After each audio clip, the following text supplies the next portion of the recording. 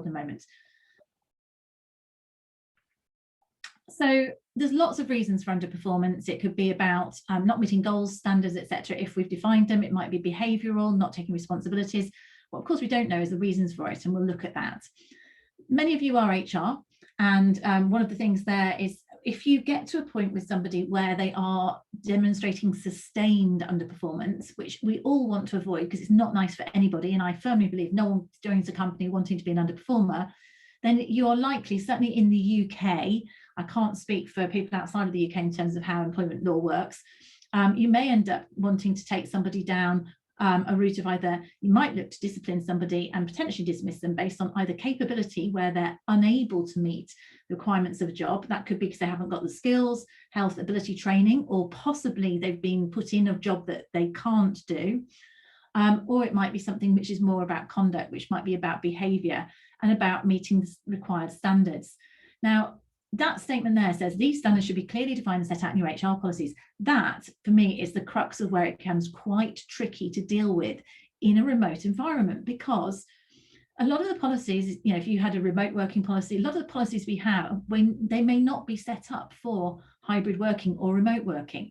We may not have defined what the right behaviours are in a hybrid or a remote working environment. And I've talked about that on previous webinars as to what you might want to do. So there may be that people with the best will in the world might be unintentionally underperforming because they don't really understand what the behavioural expectations are in this new setup. So Laura's saying if they weren't participating or they're distant in a discussion, for example, let's say they're remote and everybody else isn't, or let's say they don't put their camera on. Is that something that is something, and you know, is that something that's an expectation or not an expectation? So there's lots of situations that have arisen through different working circumstances that make it a bit harder for us to be clear about whether someone is underperforming or if there's something else going on. So as ever, we like to have a few polls. Interested to see what your thoughts on as to whether or not you see this is as an increasing challenge or otherwise. So do you think that performance issues have, over the last 15 months, so i.e. COVID times, increased, remained the same or decreased? And do you think the reasons for underperformance have been the same as before or have they changed? And actually, as the chat's going, so well done cracking on with the poll. A lot of you are saying changed. So we will obviously be asking you whether or not the reasons that what do you think has changed about this? I'll come back to your Dave. Good, fair enough. I like your polite disagreement here. So I think yes, maybe that's the way I express myself. So Joe's saying I disagree slightly here. Responsibilities and expectations should be the same regardless of in-office or remote working. I think what I'm meaning is I believe that they should be consistent, but I believe that with different working setups, we might need to reflect on whether or not they're still appropriate. That's what I suppose I'm thinking, Dave. So, for example, it might have been sufficient for people just to join by phone, dial in or something previously. I think we need to reflect on whether or not the established expectations, all the ones that have established themselves because we were forced into home working, whether they are actually the ones that we want to continue to have going forwards. So be quite choice about it. KPI targets. Yep, Dave. Well, absolutely. And you're talking about targets, and that is a really valid point. They should be consistent, and and a lot of the time, of course, we weren't writing very good targets anyway, because one of the things about working remotely is that many managers realized that they weren't very good at writing these things. Brilliant having the chat there. So thank you very much for challenging in the chat. It's much more interesting to get that going. So I've got 80% of you have voted. So if anyone else wants to vote, please just quickly put the polling on and I'll share the polling. And I would say 61 of you have said, more than 61 of you, last chance to poll, have said that the reasons, or 75% of you said the reasons for underperformance have changed. So tell us in the chat why you think that is, or what's your, if you've got any examples of that would be really, really interesting. So sharing this here. So actually some people think that they've increased, some people think they've remained the same, some people think they've decreased. So that's probably, let's say the increase, so slightly more have gone for an increase, but you think the reasons have changed. So that's interesting. What do we think here? Why do you think they've changed?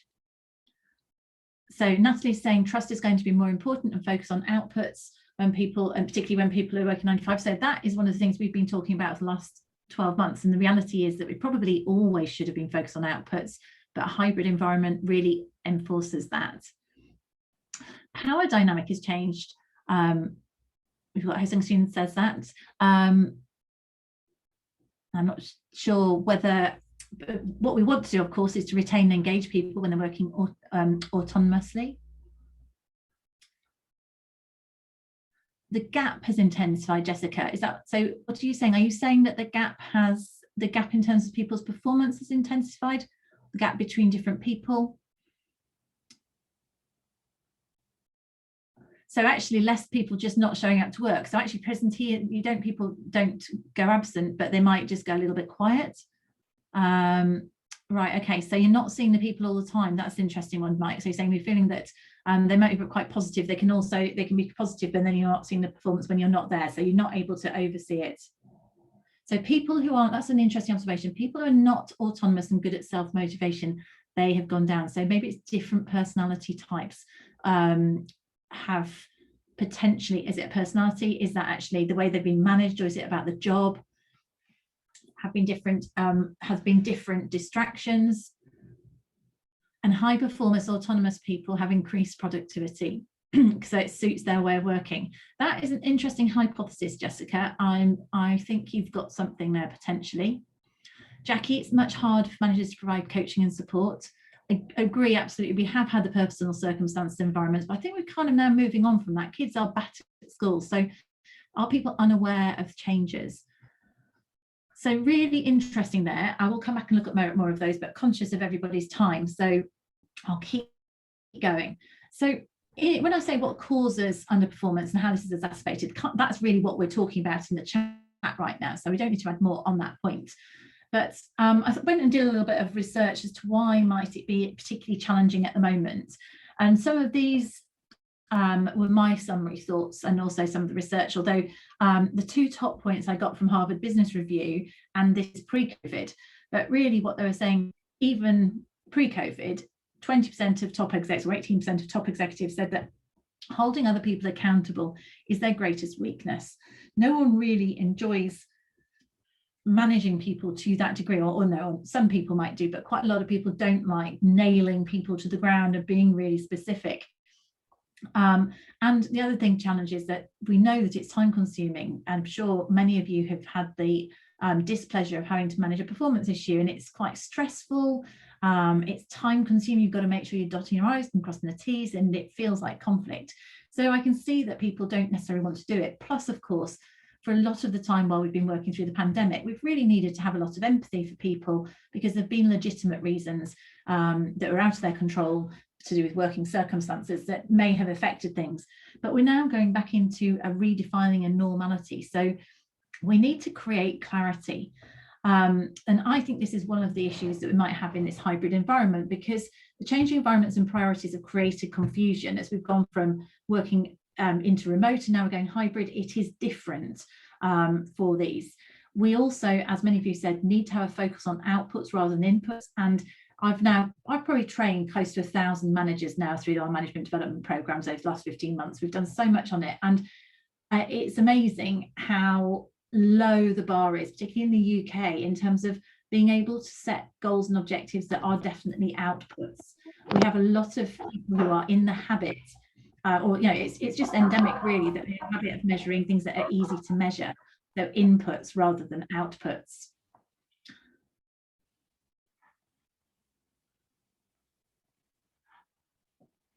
The other thing is, of course, we've got to feel courageous, honest as a manager. We've got to make sure we've got our facts straight. If as a manager, let's say, we've been really finding it hard ourselves, we haven't spent as much time on one-to-ones with the person, we haven't really kept a clear idea on what they're doing, we may not actually have much evidence, or we might not feel in a strong place to pick up on people's performance in a specific way, and other legitimate stressors require empathy. So it is a challenge. It is a challenge, but for me, this is very much about thinking, how can we nip things in the bud? Because cultures are forming at the moment, regardless. You can't choose anything. Cultures are forming. They formed as we went to work remotely, and they'll form for the future in terms of how your organization works. So if, as Cosette says, that we don't have a habit of giving regular feedback, that will fundamentally end up with issues down the line, which are harder to deal with and harder to turn around if people haven't got those specific goals and had feedback. This model here is a model that I share with line managers as a model of causes of underperformance. And it's quite useful for us to use, whether you're in a manager or an HR role, to take a step back, because the reality is we don't know. All we know is usually whether someone's performing or not, but we don't necessarily know what the causes are. And some of those could be to do with the individual, but a lot of them could be to do with the culture, the organization, or the actual manager. So whereas we look at the person and say they're not performing, actually we might be missing a trick, because the issue might be down to us as an organization. So if you think about your organization, is there a lot of clarity there at the moment? First of all, do you have an organization that ensures that people do have clear goals, objectives, and milestones, business as usual? Is that something that they do? If you do set clear goals and milestones, are they smart goals and milestones? So they're outputs that we were talking about rather than inputs. Do people know what their job roles are, or have they kind of evolved? They might be square pegs and round holes, which might be making it hard for them to perform. Have you got an environment where there's been loads of changing priorities, in which case people going, actually, I don't know whether I'm supposed to be focusing my energy there or there, and people are working their hardest but have conflicting priorities. Do managers know how to give quality feedback? Do they have regular one-on-ones, and do they do it? And the bottom line is, if that isn't in place from a line manager or at an organisational level, then we are setting people up to fail. As an organisation, we cannot meet optimum performance, and people can get quite frustrated if they don't know, particularly those autonomous ones who are capable of being high performers. If they don't have clarity about what good looks like because they want to perform, then we're actually setting them up to fail, and we're going to fail them and lose those good performers. So clarity, and prior to COVID, I would have said that clarity was the most common reason for underperformance in terms of that. In terms of now, I would say environment has made a bit of difference, which I think is exactly what Chinwe is saying in the chat. So clarity is one of the most important ones, and it's one of the easiest ones to put right if we have regular conversations with people. Other causes of our KISS model. Well, sometimes, and all too often, I would say line managers think it's down to the individual. But as I said earlier, I don't think anyone joins an organisation not wanting to perform. So we might think, oh, they're choosing not to, but there will be reasons. This is actually almost a symptom of a different problem. Maybe the person isn't motivated for whatever reason. So they might not feel motivated because they're in the wrong job.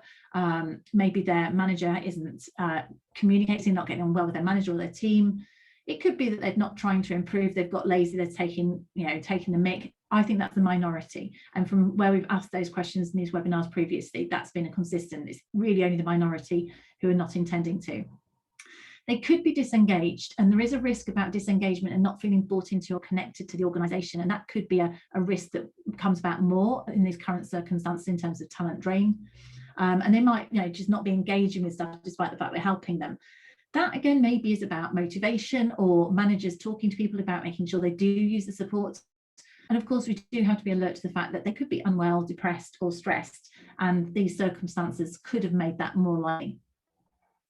So that's a possibility. And of course, depending on what the cause is, and we should always be just tough on the facts that there's a performance issue, but we don't know what the cause is until we engage with that person to talk to them.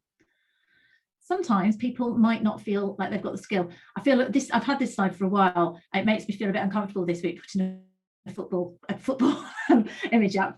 But in terms of this, we'll move on and not talk football. But let's say in terms of the skill, people might have joined in a remote environment and don't feel that they've learned how to do things properly. They may have had some training remotely, but haven't been able to get that on-the-job training that they might have done previously. So it is possible that they haven't and equally, they might not have had a chance to practice the skill. That's easy to look at in the schools at the moment. So people who they haven't been able to go into labs if there's certain years. So if you haven't been able to put things into practice, then it is going to take longer for you to develop the skill than it would do had you joined in a different environment. So that doesn't really mean that person's an underperformer. It means we just need to find a way to give them the right skills. Well, we certainly can't determine that they are until we've made sure that we have provided them with the right training or support to be able to do it. And then the final one is the surrounding environment. This used to be one which was really more infrequent. So it might have been, for example, that I don't know, there was a general atmosphere of people arriving late or doing certain hours or not meeting deadlines, and that might have been an environmental factor that people interpreted it as being, oh, that's the way we do things about here, and was a cultural example. And the way you would solve that is you would solve that through dealing with the clarity. You give the person clarity. So actually it might be that other people are doing this, but actually what I expect of you is X, Y, Z. In this current climate, the environment does play a part, and has played a part, whether you've got kids at home with you or feeling stressed, not recharging. There's lots of things there, and it's a well-being thing that we have to be aware of. So actually probably listening to and understanding what's causing the issue is a first port of call. So those are my 4 types. I kind of said what's the most common cause. That's my most common cause. I said clarity was the most common previously, but I'm asking you, which would you say is if you were to think about the underperformance that you perceived and think what is most likely to be causing it, from the things you said, that what would you say that might be now?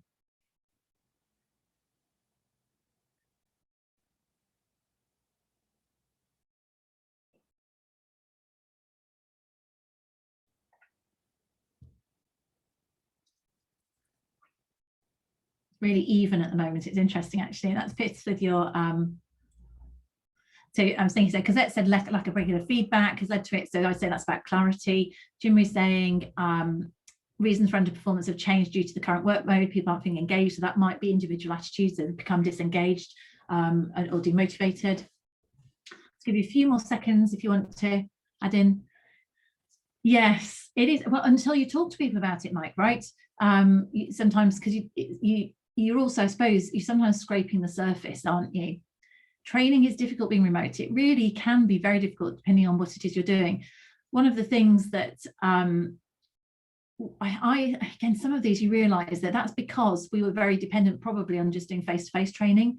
If we're able to, one company that I've worked with has really invested some energy into creating some great sort of modules of content, some virtual modules that you can access as and when. So it is an opportunity to create more sort of just-in-time digital training content. You can get on a Zoom and do a little video that people can look at. But I think it is that having that just-in-time access to people when you want to ask questions. It does depend on the job that you do, doesn't it? In terms of being able to talk to people. Okay, let me stop. And last few polls, I've got 70% of you have polled. So I'm just going to give you a moment. If anyone else wants to go for it, I will end it and share. And so what interests me about this is clarity is still the top one. And the great thing about that is you can do something about that. If you are a manager or you're influential in your organization, you can do something about it. You can get people to focus on giving clarity and feedback and talking frequently.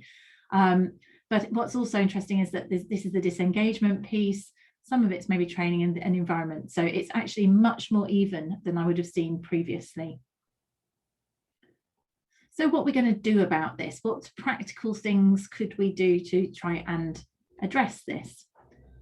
So as many of you are saying here, establish a culture of output-driven priorities and regular review. This is not rocket science, and this is actually what the last 50 years of behavioral science have said works in terms of driving high performance.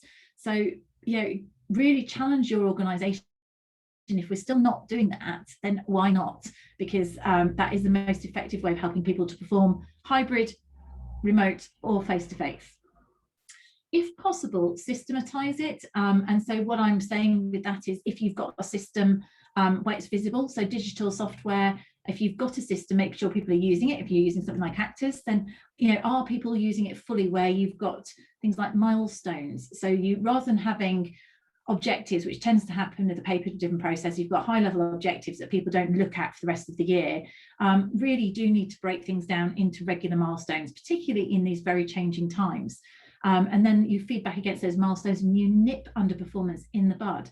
If you've got a very, very long trajectory for when you're looking at it as something, and there's no check-in points, there's no milestones to see if you're on track, then it's much easier for people to go off track. Plus, it's easier for priorities to change, so that people think they're working on the right thing, but actually the priorities have shifted. Make sure managers have got the right, give them the skills, train your managers, make sure they know how to give quality feedback, make sure they know how to set objectives based on outputs, and make sure they take responsibility for these actions and do them. Clear behavioural expectations. For me, that is something, it's more cultural. And if you want to know more on that, maybe look at the webinar. We'll put the link in that I did a couple of weeks ago, which is talking about setting behaviour, almost a behavioural charter for a hybrid working environment. So it might be things about how you use your communications technology, whether or not you're on Do Not Disturb, what communication tools people use, whether you put your camera on, all the etiquette. Really, this is a great opportunity to define the etiquette that needs to happen going forwards, because if it wasn't defined before, or we just did what we always did, if you are going to a slightly different setup, now's the time to say, this is what good looks like and this is what good doesn't look like, so that then you can pick people up who aren't behaving in a way that's conducive to everyone being effective. Work with others. There's no point being dictatorial. Get other people to come up with the ideas. Again, the business that I've been working with, they did work groups about the behavioural expectations. So they had their focus groups, and therefore they're just playing back the expectations that people have said that they feel they need. Make sure people have the right support as well. So assume really that most of the time when the person wants to perform, let's make sure that the organisation and management style is helping them to do that. Oh, the point there, provide local support and buddies. That for me, I think is quite important in a remote or hybrid environment, because people sometimes don't feel they can ask their line manager, or their line manager perhaps isn't as available. They can't just see if they're there. So can we ensure there's a network of other people who can help? Make it okay to reach out and ask for others for help. Because some people, sometimes it's the ones who need it the most, just won't reach out. This is my point about behavioural expectations, which I was talking about. So this is about creating clarity even while you're working things out. So you might not have defined what your ideal collaboration technology is yet. You might be just trialing working in hybrid environments, but still define what is meant by being visible or responsive. Whatever the bugbears are for people, come up with some definitions for how things should go now, even if you decide to change them. So if you're having hybrid meetings, is it acceptable for just the people who are face-to-face for the other person just to dial in, or should everybody be on camera? You need to come up with what is good in your organisation, and I would encourage you to ask your people and get those answers internally. People need to be more intentional, so it's maybe telling people that they need to make sure they're managing their calendar more effectively. So make sure they're communicating their status through effective calendar management. No worries, Elise, you'll get the video, and making sure people are being intentional. So get those there, and actually we're nearly here anyway. And then for me, it's about making sure that managers know how to give good quality feedback as well.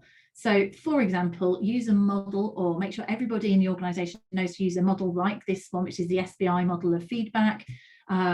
Which you just talk to people, say, I noticed at the recent company briefing, this is quite general, only 50% of people had their cameras on. And by the way, you don't have to have a camera on this because there's 100 odd of us and it probably doesn't work in terms of webinar, but in an internal meeting, it's slightly different.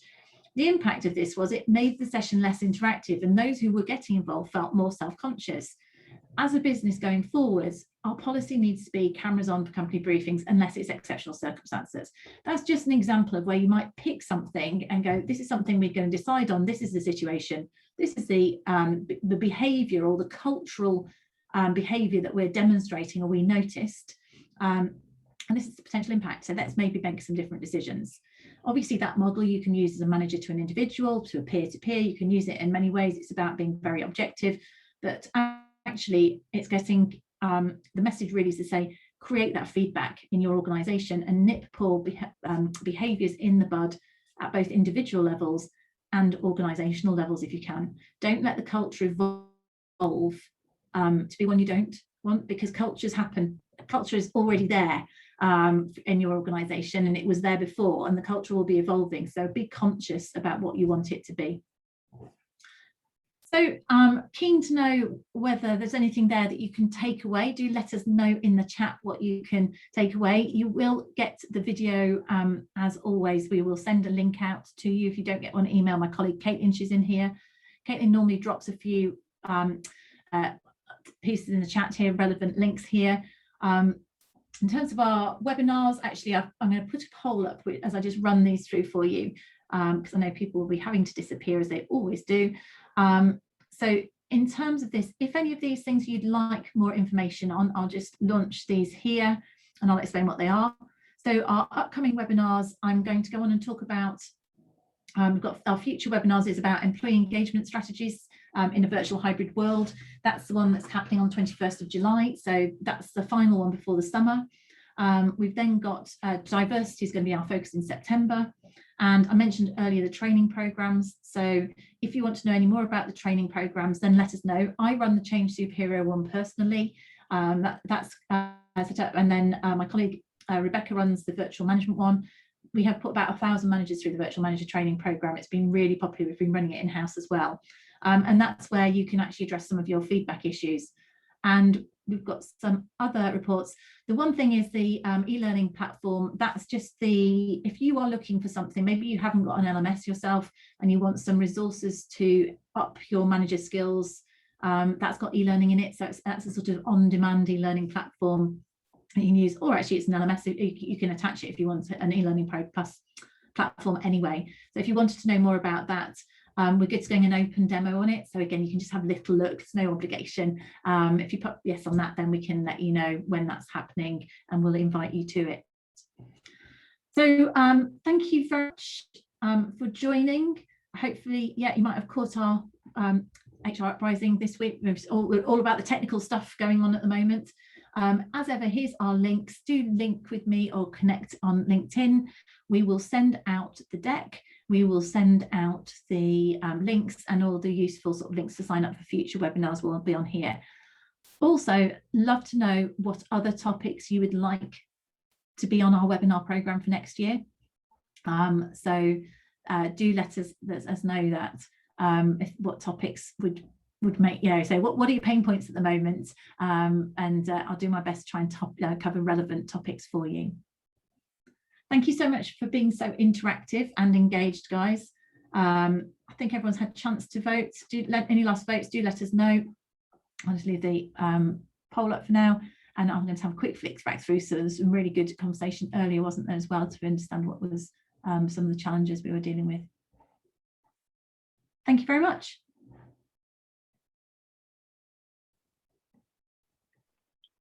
Thank you. Thank you. Bye-bye. Thank you very much. Have a good day. Thank you. Many thanks. Bye. Bye.